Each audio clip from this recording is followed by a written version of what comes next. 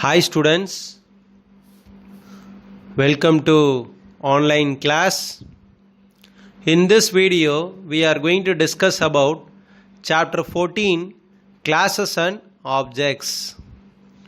Now we are going to see the next topic, memory allocation of objects. See, in the previous video, we have discussed about how to create object. And then we discussed about what are the two methods of creating object. But we did not see about how the memory is allocated for an object. Students, now you see here the member functions are created and placed in the memory space only when they are defined as the part of the class specification. So here what they are trying to say is the member functions are created. So we are creating the member functions such as void accept, void compute, void display. So like that we are creating the member functions. Whenever we are creating and then we are placing in the memory space only when they are defined. Whenever the function is defined. See, whenever we declare the memory space is not allocated. So whenever the member functions are defined as a part of the class specification, then only the memory space is allocated. So since all the objects belonging to the same class use the same member function, no separate space is allocated for member functions when the objects are created.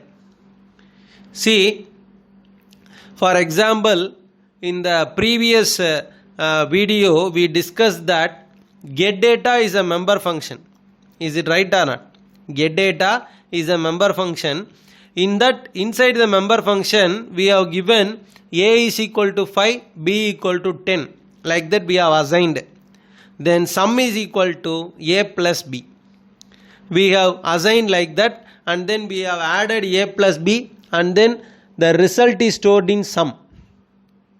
See, why I am saying this example is, in that particular example, we have created three objects, A1, A2, A3. So, for that particular program, we have created three objects. So, three object is accessing the same member function. Is it right or not? A1.getData, then A2.getData, then A3.getData.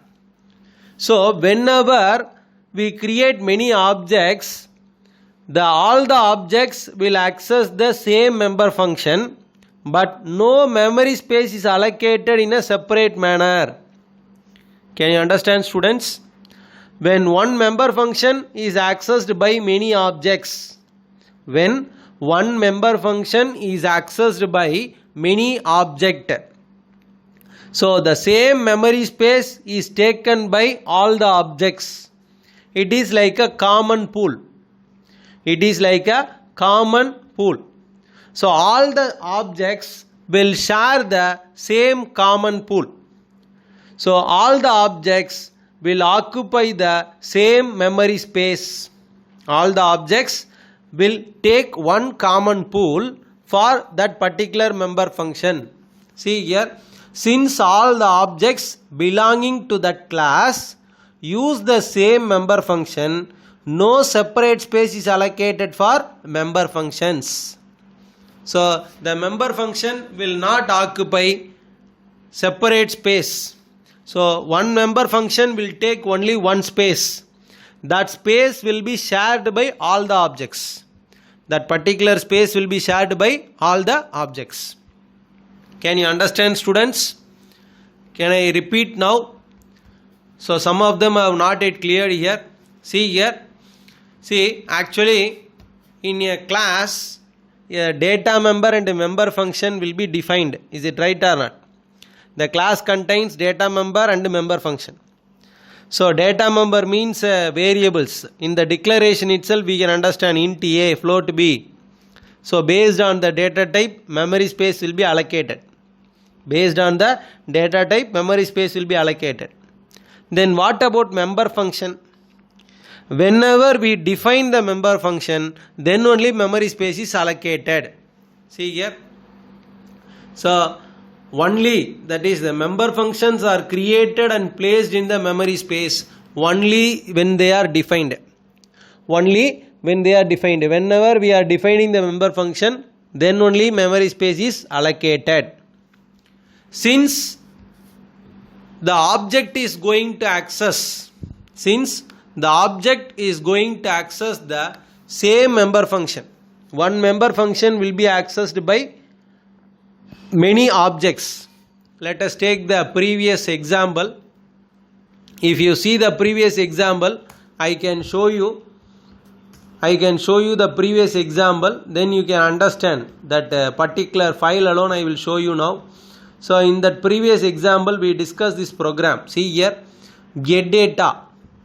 So get data is one member function that is accessed by three objects. See here, a1.getData, a2.getData, then a3.getData. So one member function is accessed by three objects. So this member function will occupy some space. That particular space is shared by all the three objects.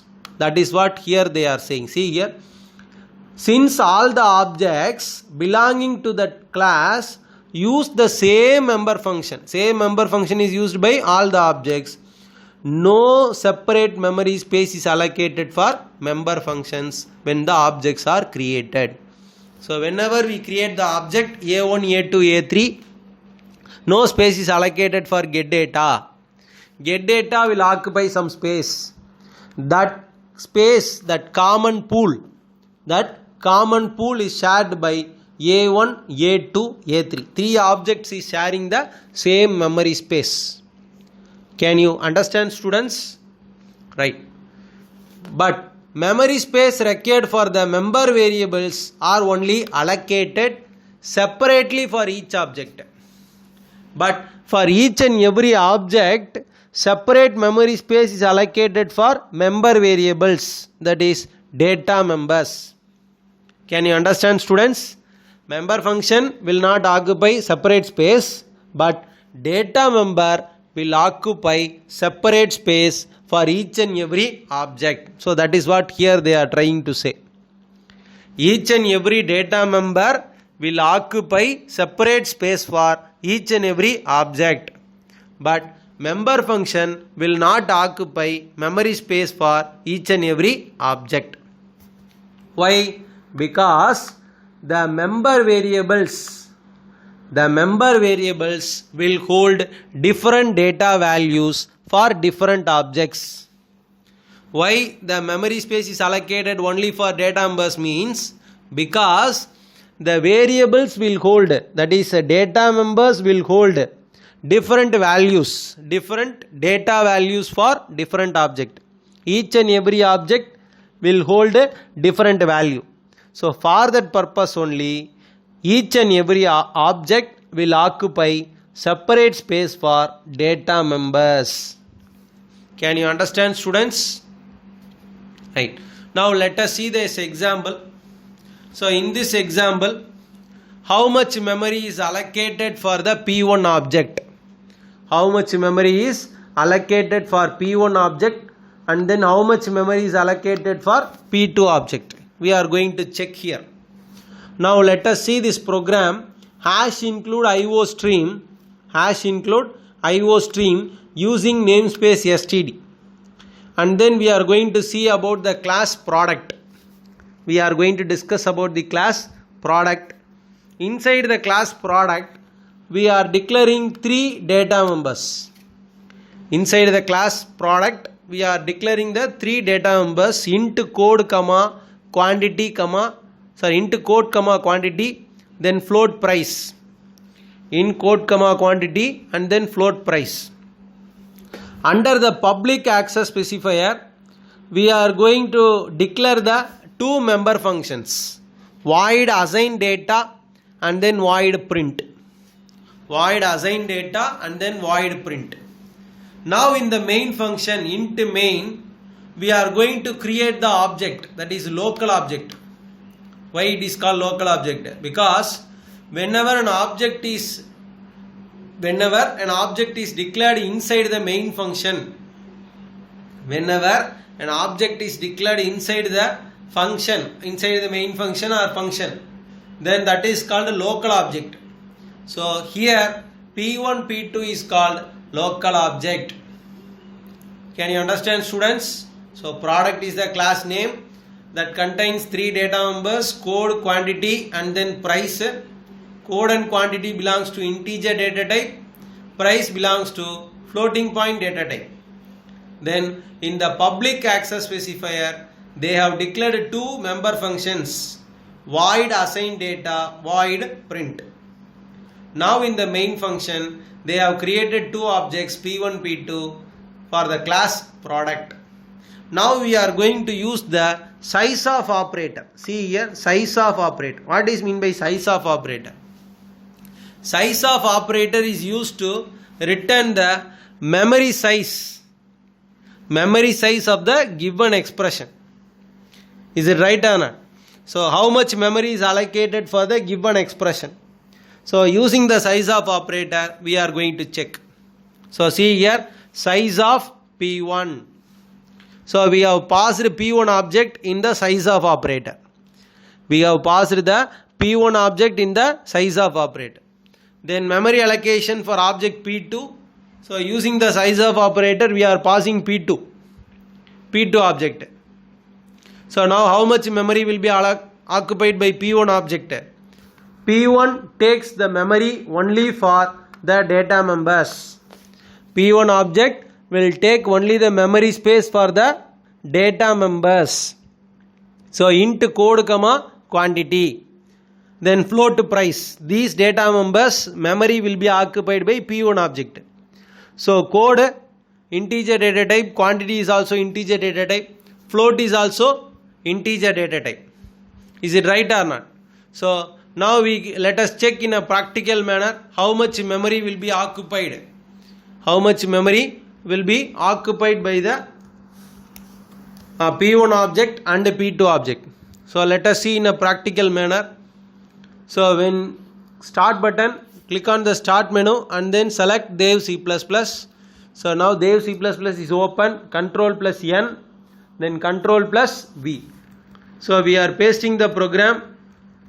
So now I am leaving the space. Now I am going to save the program. So before saving the program, I am just going to change. So some mistakes we can find here. So we want to change all those things. After changing this, now you can save the program. So memory allocation for objects. So we can type the file name as memory allocation for objects. Now when I press F11, so compile and run process together. So how much memory it takes? Memory allocation for object P1 is 12 bytes and then memory allocation for object P2 is 12 bytes. So why it shows 12 bytes?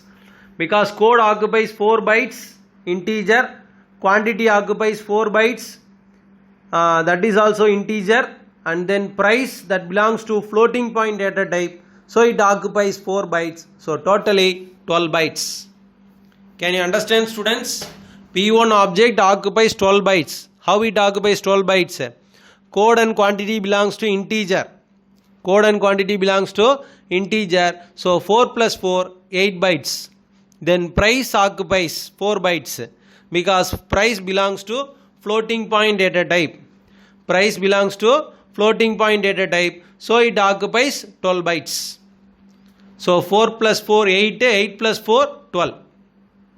Can you understand, students? Now you can see the output. The same output you can see here. Memory allocation for object P1 is 12 and then memory allocation for the object P2 is also 12. Why? Because P1 occupies 3 data members, code, quantity, price. P2 also occupies 3 data members, code, quantity, price. See here, member functions assign data and print belong to the common pool. That is, both the objects P1 and P2 will have the access to the code area of the common pool. So both the objects will share the common area, that is common pool. So no separate space is allocated for the member function. No separate space is allocated for the member function, assign data and print. Both the objects will share the same memory space. Can you understand, students?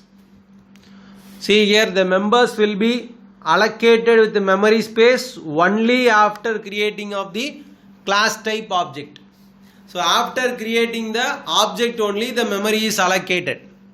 After creating the object only the memory is allocated. Now you can see the figure. From this figure you can understand P1 object is occupying code 4 bytes, quantity 4 bytes, price 4 bytes, so totally 12 bytes. Separate memory for P1 object. Then now see the second one, P2 object is also occupying separate space. Code 4 bytes, quantity 4 bytes, price 4 bytes. See, integer and float occupies 4 bytes in Dev C++. Integer and float occupies 4 bytes in Dev C++. So that's why each and every data member occupies 4 bytes. Code 4, quantity 4, price 4. So 12 bytes for each object. Can you understand, students? No separate space is allocated for the member function. The object will share the common pool. But the memory space is allocated only for the data members. The memory space is allocated only for the data members. Each and every object is allocated separate memory space. Each and every object is allocated separate memory space. P1 object separate memory, P2 object separate memory. So I hope you might have understood this video. So let's end the class. So thank you, students.